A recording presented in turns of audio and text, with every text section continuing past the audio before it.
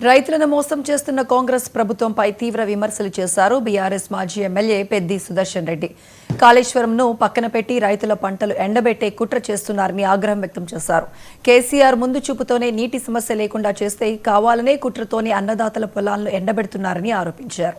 రైతుల పక్షాన మరో పోరాటానికి కార్యాచరణ రూపొందిస్తున్నామన్నారు సుదర్శన్ రెడ్డి.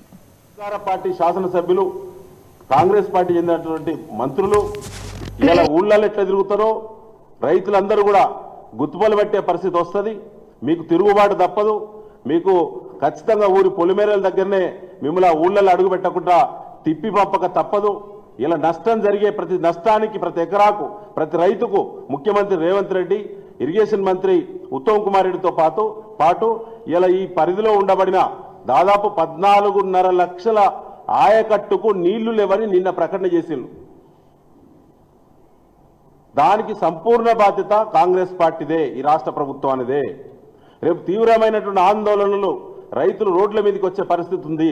ఇప్పటికే యూరియా ఆందోళనలు జరుగుతూ ఉన్నాయి.